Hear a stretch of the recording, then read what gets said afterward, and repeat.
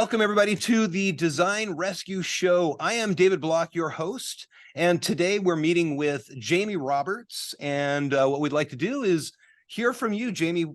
Tell us who you are. Yeah, great. Thanks so much for having me. So I'm Jamie Roberts. I'm the CEO and founder of Rock That Creative Job. This is a business that I started in 2020 when I realized creatives were actually in dire need of support because so many things were changing in the world and there were so many layoffs and so many transitions. And prior to beginning this business, I spent 20 years in the creative industry. I started out as a graphic designer. I moved up into leadership positions and ended my career as a senior creative director, head of creative for a $4 billion global organization. And I thought, I have a lot of experience and a lot of knowledge, and I've hired creatives. I've, obviously gone through interview processes myself. I've had a freelance business, and I've held almost every role and hired for almost every role. So I felt like I just had the knowledge to help people figure out how to put themselves out there, how to change their mindset around job searching, how to put their portfolios together, how to talk about themselves in interviews, and just really, get their head around what they were trying to do. Because a lot of people who lost their jobs, they hadn't interviewed in years. They didn't expect to lose their jobs. And when the pandemic hit and everything kind of fell apart, there were a lot of people struggling. So my mission is to help creatives figure out how to sell what they do so they can get the jobs that they really are excited about and, contribute professionally and creatively in the world. Excellent. That's really interesting. Actually, I haven't heard of very many in that industry. Are there others? Okay, so you're not really. There was no model for this business. There were there's coaching, there's therapy, there's recruiters, there's resume writers, but there wasn't really something that was specific to creative and also had all of those components. And, while I don't write resumes for people, we literally go through it line by line. We talk about what they're saying, what they're showing. And then we also go through their mindset and confidence challenges and the difficulties they might have in a job currently. So there's the therapy piece. And then, in terms of recruiting, I help them figure out where do they want to go? Who should they connect with? And I'm not placing them, but it gives them a better sense of how to take the next step. So I realized I didn't have those things available to me in my career. So that was something that I thought, I feel like there's a gap here. There's just you just sort of fall into this trench when you lose your job or you're unexpectedly unemployed or you're trying to come back. And there, you have to go to all these different places to get that knowledge and information. And a lot of times it's from people who've never actually worked in the industry, and it's not good information. And that's some of what I experienced. And so, I really wanted to kind of prevent other people from having that and feeling like they couldn't, continue the momentum with where they wanted to go in their career. I can tell you there's so many times in my life I would have loved to have had you on my side for that. A lot of people say that. They're like, why didn't I find you earlier? I'm like, well, because I was working.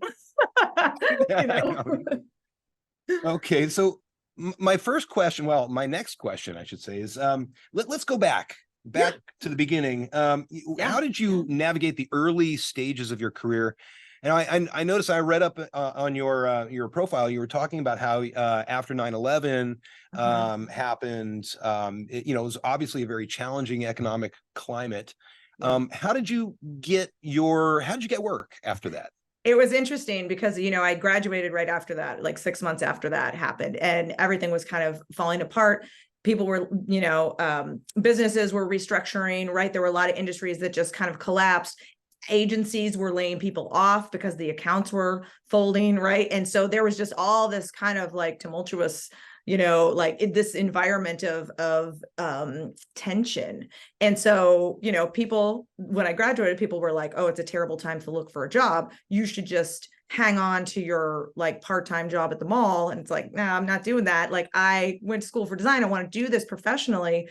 And I had only done similar to what Design Rescue does, where, you're going in, you're helping, nonprofits, you're helping people that, you're helping small businesses.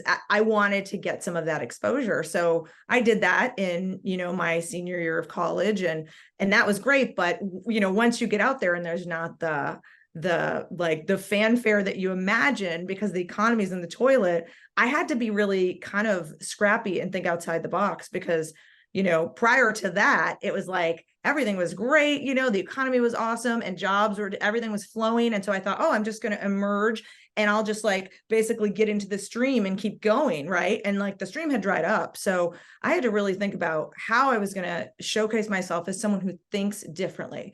And I'm not just going to be another resume, another set of portfolio samples, because that was back in the day where we didn't have websites. We didn't, you had to mail printed things in, as I'm sure you remember, and it was very time consuming. And so I really wanted to do something that would catch someone's attention, because that's the only way to get through. So what I did was I created this interactive CD-ROM that I created a little package for it, sent it to every creative director in the city, whether they were hiring or not. And I wanted to just, I had to then follow up. And that was the most terrifying part. I made dozens of these things and I sent them out, printed all the samples, printed my resume as a little brochure, sent that out. And I thought, okay, I'm hoping that I'll hear back. And like, I didn't, because nobody had a job. So I thought, okay, well, what's the next step? The next step is calling them on the phone. And, that's never comfortable. Right. And I didn't know what to say. And so I kind of struggled through my pitch, and I basically asked for informational interviews. Would you mind looking at my work? Would you mind giving me your opinion on how I can improve? People love to do that, especially creative directors. If they can make time for people coming up in the industry, they will. And that's what I found, is that reaching out to people and being proactive got me the conversations that I needed to be able to maybe reorganize my portfolio a little bit, think differently about how I'm talking about myself and my work in the conversation, because the questions they asked were interesting to me and they were ones that I kind of hadn't anticipated, And so I started to think about talking about my process more and explaining my thinking behind the concepts, if there was a campaign and the components of that, and, just going into more depth, because what I realized was, what people want to hire is a thinker, right? Like, people can learn a software, great. We can all learn the tools, but if you can't think conceptually, if you can't get yourself out of that, like, writer's block, designer's block phase, you're going to struggle. And they want to know that you can overcome those challenges, because with clients, you never know, right, what they're going to say. So I started to pitch myself differently, and I actually got an offer. And it wasn't for a place that I really was excited about. It was an agency. And it just felt like I had more to offer than what they were looking to, the position they were looking to put me in. And I turned it down, much to the dismay of my family. They were like, are you insane? This is literally the only job. And you said no. And I just knew I want to do more. Like, I really wanted to contribute. And I just had this feeling like this isn't the start I want. So I just kind of, I had some money saved. I was still working my part-time job, and I just kept hitting it and just going through that Rolodex, that, list, and just calling people. And, by that time I had my script a little more finessed. The conversations were easier. And so it was really practice that got me to the point of, once the job that I actually got out of college, the first one, once that arrived and I went for that interview, I felt comfortable. I felt confident. I felt like I knew what I was saying and doing and what I could provide them with. And I had my pitch down. And so, it was really that combination of just being really proactive, getting that practice in, and understanding what your audience is looking for. And all those conversations in person helped me get that, so that when I got to the point of like, oh, this is a really good one, I really want this job, I was ready for it. So, and that's what I preach to my clients. Like, you got to practice. You can't go in cold. Otherwise you're going to, you're going to be caught off guard, and you don't want that. You want to feel like you're prepared for whatever they ask. Right. Well, that's a great story. And the bottom line is being proactive, getting yourself out there, not waiting. Right? And, yeah. If you wait, knowing your knowing your value, no one can see you, right? You're invisible. You have to make yourself visible, because there's other people out there who are making themselves visible, right? And there's a seat at the table for everyone. But unless you sit in that seat, no one's going to know you're at the table, right? So, yeah. Beautiful. That's excellent. Okay. Thank you. So I want to jump to something more along the lines of hard skills. There are soft skills and there are hard skills. And soft skills, as we know, Soft skills are more interpersonal communications, interpersonal skills, right? Mhm. Hard skills are those things that you would put on a resume that talk about what you can do. Yeah, what you And bring. so, Mhm. yeah. Yeah. And so in terms of portfolio organization, now you teach creatives how to organize their portfolios with intent. Yes. Can you share some examples of what types of projects they should include and leave out? Yeah. Um, and Yeah. should students focus on breadth or depth? So all of these questions can be answered by deciding where you want to go, because every time I work with someone, it's always different, right? And so sometimes I'll work with a client where they have a great portfolio. It does not reflect the type of work they actually want to do. So what they're doing is they're putting something out there, like say they're putting print out there, but really they want to go into multimedia and they want to do video editing, and they don't have enough of, enough examples to reflect their skill set in that area. So when you think about breadth or depth, you have to think about, do you want to specialize? Do you want to just be the person who's just doing the video? Do you just want to do social? Do you just want to do print or package design? If so, you want to go deep in that space, but you want to know that you're narrowing your focus, but you're also becoming specialized, and you're niching down, right? And that's attractive to people who want someone with like the depth that can really dig in. They might have a lot of clients and they do specifically package design, a lot of like makeup manufacturers, right? I worked for a company that was nutrition, supplements and vitamins. And so like that was a lot of package design. Like if you're looking to do that, you want to target that audience, you want to provide you're essentially providing evidence that like, that area. But if you're looking to, you're not quite sure, you want to have a wide range of areas where, you're proficient, right? So maybe you have a video, maybe you have some sort of package design, maybe you have some print campaign that you did, maybe you have a social campaign, you're kind of spreading it out. But if you're like, I hate package design, I hate doing mock-ups, it's so tedious, I don't enjoy it, I'm not great at math, right? You're not good at like getting that detail in. Don't show that, because I guarantee you that's the thing that your audience is going to be interested in. It's just like when you give a client 3 options and then the one that you're like, I don't really like that's the one they like. Oh my And gosh, so I can't believe you just said that. I've been saying that for a dozen years. yeah, That's yeah. exactly what happens. Oh my It gosh. totally is. We all know that. And like the seasoned creatives are like, don't put Yes. anything out there that you don't want to come back. And so it's the Right. same with your portfolio.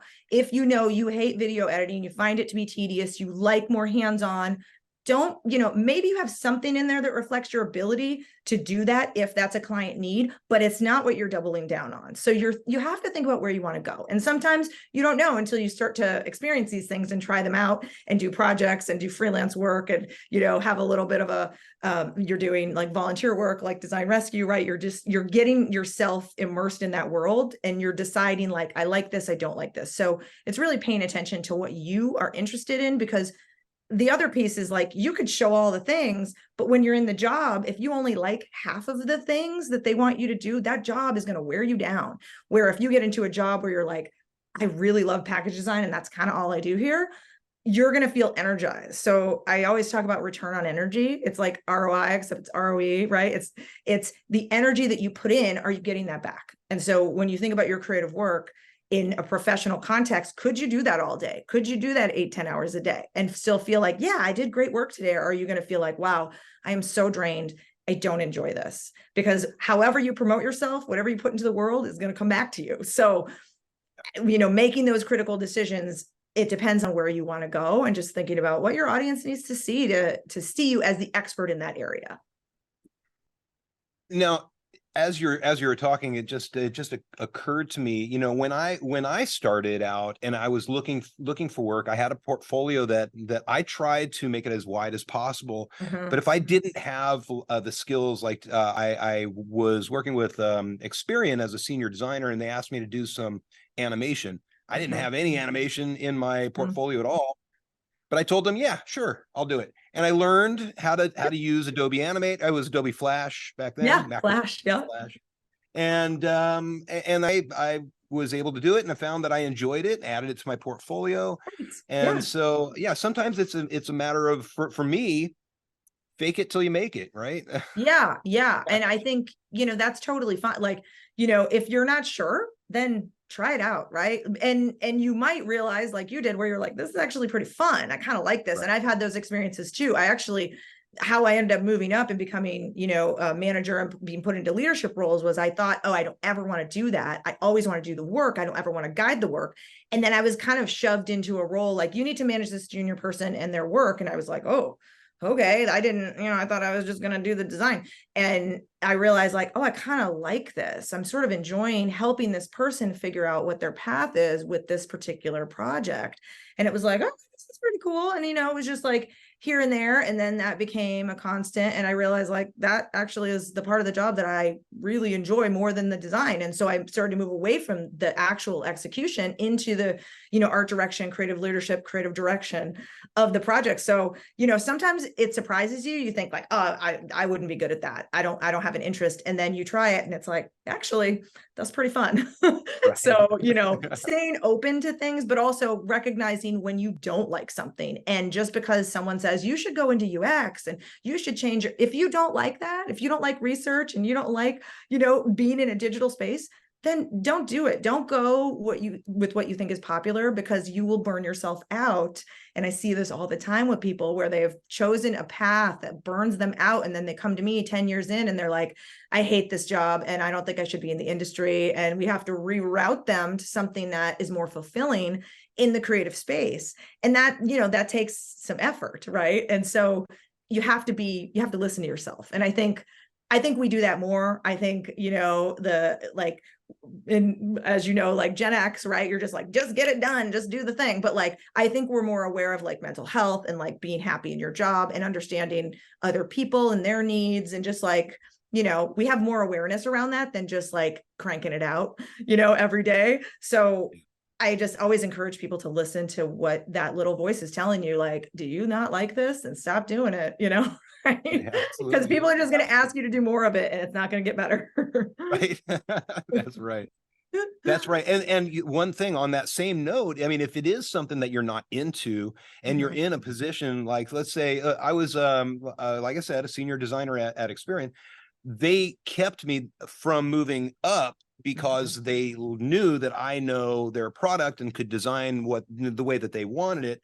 Now, Yeah. if that was an area that I wasn't really excited about and wanted to move up, the only way to do that would be to move to a new company. Right. Yeah. Right. So Yeah. that's the only kind of thing you got to keep in mind about Yeah. moving Absolutely. up. And, it's okay I always also tell people it's fine if just because the job isn't terrible doesn't mean that you shouldn't leave if you feel like it's not for you anymore.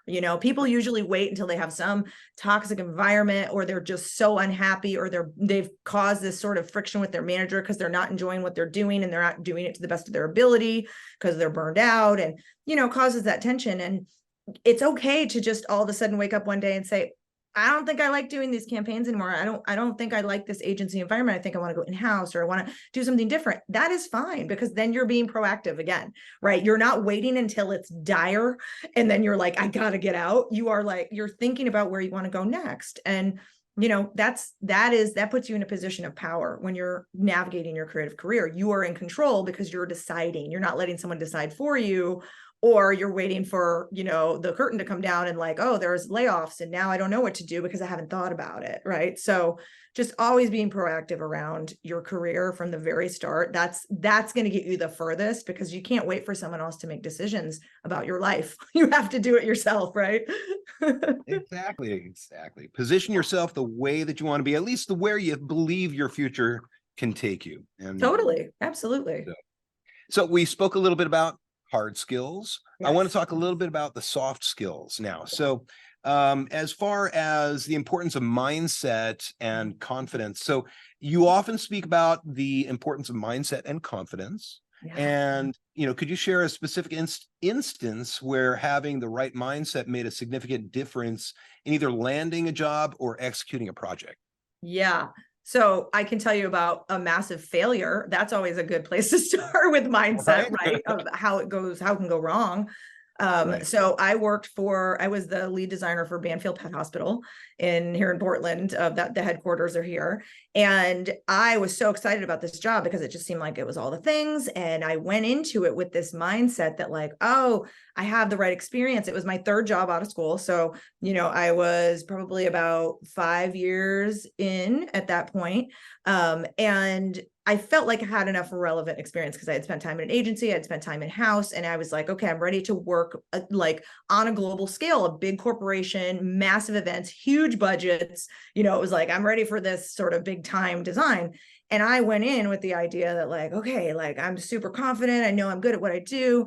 What I wanted to provide, they did not need. They did not need that like end-to-end kind of approach. What they needed was for me to come in and be a component of this very large marketing team that was like 60 people. And so my mindset shifted in like immediately. And I thought, oh my God, they don't value me. Like they don't see what I can do. They must not like me. They don't think I'm a good designer. And it was all because there was this misalignment, right? But that kind of made me think, oh, is it me? Is it my skills? Am I not good? Am I not as good as I thought I was? And, I started to second guess things. I started to feel that imposter syndrome of like, oh, I did great at my last two jobs and, I got promotions and I don't know like what's happening here. And it was because I wasn't paying attention to what the business need was. And so that created this mindset shift for me where I just became a very miserable person and I was unhappy in the job. I didn't know how to get out of it because I really liked the mission. I liked the idea of helping pets and providing medical care for animals and all of I had pets. I grew up with pets. It was like, yes, this is like the intersection of all the things I like. And so I really wanted to make it work and it was not working. And I realized one day, like every day I wake up and I'm just unhappy. I have that knot in my stomach. I don't like it. And there was this shift around I was there almost 4 years. So around the third year, I thought, I think I need to get out and change my perspective and start doing more freelance work. So that's when I started my freelance business because it was like I needed to see, do I suck or is this a situation? Like have my skills atrophied in some way? Am I not ready for this level? And so I started my freelance business, my LLC, and I had that for 10 years, but that's when it started. I really wanted to just kind of re-engage and reinflate, right? Because I think I probably could have made it work, but I had this thought that like, oh my God, I'm not good enough. And so I needed to get that confidence back. So starting my LLC helped. It made me see like, oh no, I have value. I can provide value. I can provide expertise, all of those things. I had a lot of different clients in different industries. And I thought, yeah, this is okay. So it's actually, I need to shift my mindset around what I can provide and realize this is just not what this company needs. What I want to do, these big projects, they don't need that. They need me to keep the wheels turning. They don't need me to build everything right from scratch. And sometimes when you go into an organization that's very established, they were going on their 30-year anniversary. You're not going to get in there and like restructure everything. You're just going to continue to move it forward. And I felt like, oh, why aren't they letting me do that? Because they didn't need that. So, it was that experience created this mindset block for me around my personal skill set. So, changing that, again, being proactive and thinking, okay, what can I do? And so I started to reinvigorate my creative network. I connected with like communication arts. I re-upped my AIGA membership, all those things where like other creatives are around you because that was the other thing. I worked solo and I had freelance designers. So I didn't have a creative team to kind of give me that feedback. And I had been used to that. So it was like, I was like in this siloed, isolated place, just thinking like, oh, I must not be good. And that wasn't it. So I realized, okay, you know what? I got to go. I'm going to go. And so I started to look for a job. And this was, of course, I picked the great times because this was 2009 when the next wave of the economic recession came. And that's when I was to get out. And so, it took me 6 months to really like focus on getting out and putting myself out there. But the next job I got was hands down the best job I've ever had in my career because I knew what I was looking for. I knew what I had to offer and I knew what to look for in terms of what the company needed. And if those two things aren't a match, it's not going to be good. And that can create this mental roadblock for a lot of creatives thinking it's them when really it's a situation. So paying attention to what your audience needs versus what you have. Like if it's overkill, it's probably not going to be the right fit. Right. So, and I was blinded by that because I was like, oh, it's about pets and you can bring your dog to work and it's great. And everybody's so nice here. And there's a beautiful new office. And it was like all the things. It's close to my house. I could drive there in 20 minutes. Like, it was like, it checked all the boxes except for the work part. So Oh, like, so in terms of mindset, it's really hard you have to really think about that, right? Because I was on this slope just going down, down, down for like the first 3 years, and I didn't know why. And then I just kind of hit the bottom and bounced off of it and thought, this cannot continue, And yeah, so that's why I always preach about mindset and confidence, because a lot of times it's situational and you are choosing that. So that is informing how you're thinking, right? So we have to, if it's a bad situation for you, you have to get out, but you have to be proactive to do so. So yeah, so that was my major fail, but also I, turned it around and got the best job, agency. The next job I stayed there for 6 years. And that was a pretty long time, because usually about 3 years in, I was like, okay, what's the next thing? But it was always interesting and engaging, and I had a great team. So it was like, okay, it was worth it. But I also knew what to look for. So yeah. awesome. Okay. All right. And then a little bit more on soft skills. Yeah. In terms of communication. So you've had to schmooze clients, you've had and executives in your various roles. Yeah. So what are some key communication skills or techniques that have been invaluable to your career? So for instance, how do you handle like client objections or team disagreements, things like that? Oh yeah, team disagreements. There's so many things you have to navigate. Especially the further up you go, you're the person who's like, the mediator basically in these environments, right? You're the person who has to speak for the design team. And so I learned that pretty quickly once I started to get promoted. I thought, oh, no one's going to come to my rescue here. Like I have to like state, what I think, and no one's backing me up. It's just me. So I think, the number one thing I learned was really, whenever someone has an objection or they're like, I don't like orange, I don't like that font, this looks weird. Sometimes they're not clear. You don't know what to do with them, but you have to just continue to ask questions, because listening to what, like, you're digging it out, right? You have to listen to look for the root of it.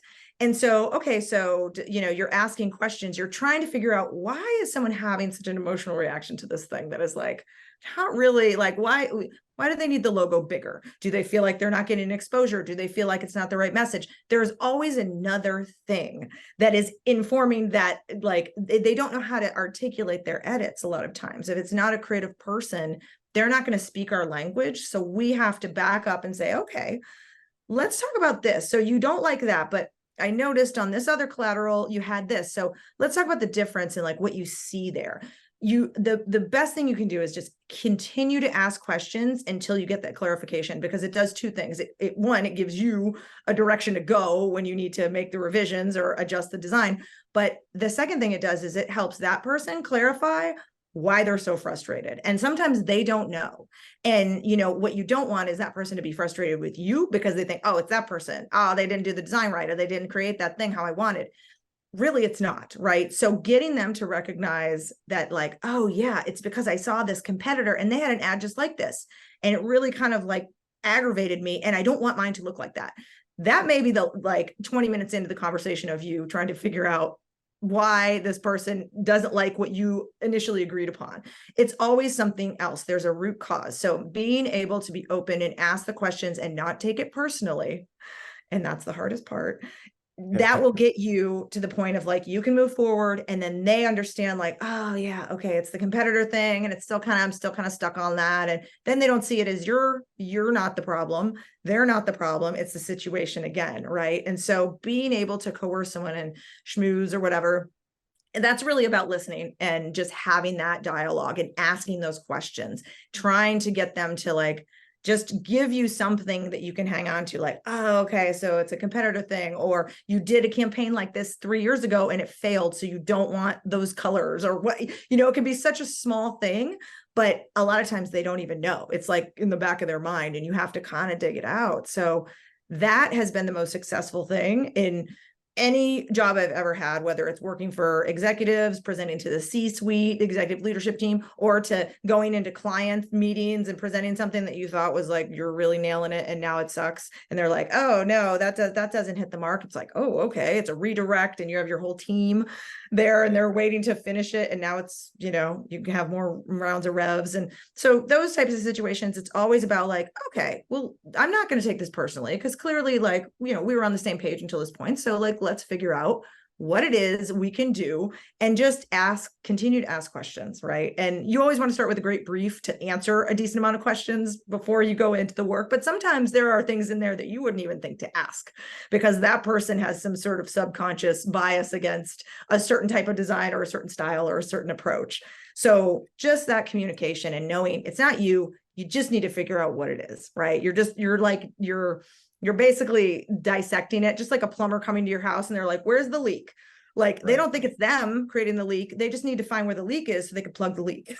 Right. So I was going to make the joke that it's like a creative counselor, but that's exactly what it is, right? It is. You are It a is. creative counselor. It is. Yeah.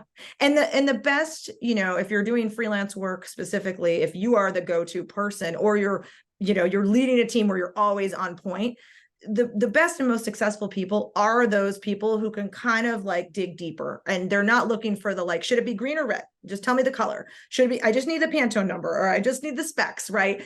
Those are important, but you want to like, there's more of a personal emotional connection because if people are spending money on their business, they're emotionally connected. If they're on the hook to prove to the executive leadership team why they use this budget for this, they're emotionally connected. So like there's always something there, and it's almost never you. It's almost the situation, always the situation. So yeah, so that's my advice for like, just remember that'll keep your confidence high. Like, no, I know I'm doing a good job. I'm just going to figure out what this roadblock is so we can go around it, overcome it, whatever. Yeah. Excellent. All right. Okay. So now I see behind you, you've got shelves filled with some awards, which is amazing. And that's awesome. Congratulations, by the way. Yeah. And so, obviously you've received numerous awards for your work, but what advice would you give to young designers who are looking to build a portfolio that not only showcases their skills, but also stands out to win awards? Oh yeah. So these awards are all individual for individual products or campaigns. And some of them are for my freelance business. Some of them are when I was at an agency, and some of them are from projects that I did in in-house roles where I submitted the project. So the thing to know about awards is they're all individual. It's never based on a portfolio, unless you're doing like a juried portfolio show, which I know they do have those and they have them for students. But if you're looking to create sort of the proof that you are legit and that, your design work is effective and your creative work has an impact and you want some awards. I mean, that's what agencies do, right? Like they're always submitting to awards because that is how they can get more client work, right? They can show, oh, we did this thing for MasterCard and then we won all these awards. So obviously we can do it for you, Adidas or whoever, right? So it's just that proof. So for me, when I started my freelance business, I thought, okay, well, this is a good way for me to be able to showcase myself, on my side hustle is to have some awards so people can see, oh, I've worked for large companies, I've worked for big clients. And it's, again, being proactive because there are a massive amount of award organizations out there. And so what I started to do is I started to submit on my own for the work that I had done for clients, my personal clients. And then I also took some of the projects that I had worked on in the agency, and I suggested to my boss, who was the VP of marketing, we should maybe submit these for awards. And she's like, oh, great. Do you want to run that? I'm like, okay. So she gave me a budget. And so I just did a lot of research on like, what are the big awards, the different awards organizations. There's obviously global ones, there's national ones, and there's local ones. And so I was like, okay, let's do some national ones. And it's really whatever is the most credible for you. So like some of them I have here that are for like, they're for web design. Some of them are for video. Some of them are for print. Some of them are for campaigns. And, I knew that those are the areas, the realms that I wanted to focus on and I wanted to get more work in. So those were the awards that I went after. So just knowing that like, you can submit, but just like, what is going to be the most beneficial for you in terms of self-promotion? Or if you're trying to go after video, if you want to be a videographer, if you want to go into multimedia, those are the types of awards you want to have, right? You don't want to have print awards because it's not going to be relevant. So, if you're trying to add awards to your portfolio, you want to submit it. And there's a lot of student shows. There's all kinds of different, there's nonprofit awards. There's so many categories I discovered. And there's even a category called stuff the client didn't pick. And which is amazing, because it's like you can put in whatever. If it wasn't the final, if it was, you thought it was better than what you eventually like put out there, you can put that in. So again, it's just being proactive and knowing that it's individual. So like not everything in my portfolio has an award attached to it, but I recognize that a lot of it does because I was strategic around that. So yeah, so it's just, it's kind of chipping away at the direction you want to go and what you feel like is going to give you the clout to look like someone who knows what they're doing. And that's, those do that, right? For businesses or for individuals. Absolutely. Absolutely. Okay, well, I have one final question before we part for today. Thank you, by the way. Thank you so much for your time, and this has been so wonderful so far. And so my last question for you is on the topic of future-proofing your skills. Yes. So you talk about future-proofing portfolios, but could you expand on how we could future-proof, my students could future-proof their skills and in the ever-evolving design industry? That was written, by the way. Anyway. No, I get it. So, I think one of the biggest things we're seeing right now is like AI, right? That's like, that's all anyone talks about. It's like, oh, it's going to take our jobs. What do we do with it? How do we do this? How do we incorporate it in? There are a lot of people I work with who are resistant to it. And they're like, I'm never doing that. I wouldn't use Midjourney. I would never, and so I think it's honestly, future proofing means being open to the new thing that's coming in a wave. You see it, you hear about it, maybe you want to try it, whatever it is. You may not like it, but you have to be open to the fact that it might be part of your future life. And if you're resistant to it, it's going to be really hard if that thing becomes the thing, right? If you were, and you're probably going to laugh, but like if you were all Quark Express and you were like, I'm never using InDesign, now that's all there is, right? And so it's like you're stuck. If you get stuck, if you refuse, you have this fixed mindset around like, this is what I know and this is all I want to know.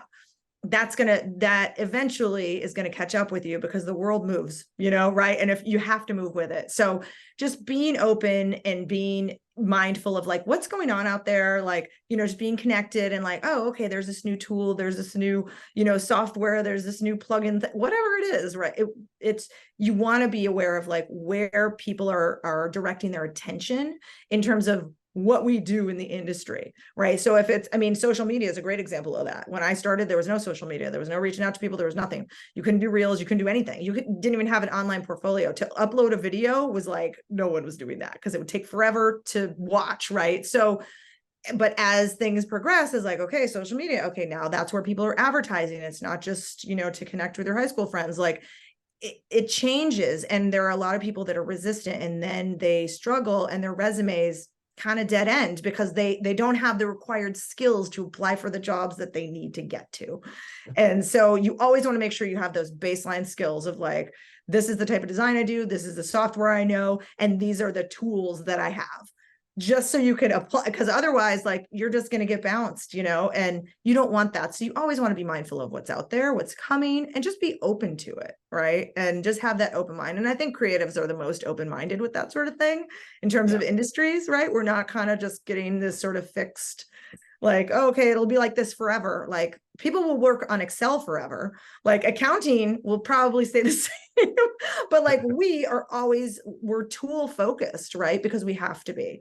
So that is what's going to future-proof your resume, your portfolio. If you're representing your knowledge of those spaces and that you can follow trends, you can understand that, people are going to see you as relevant. And that's what you want. You want someone who sees you as like, exactly what's going on out there and you can produce that work for them.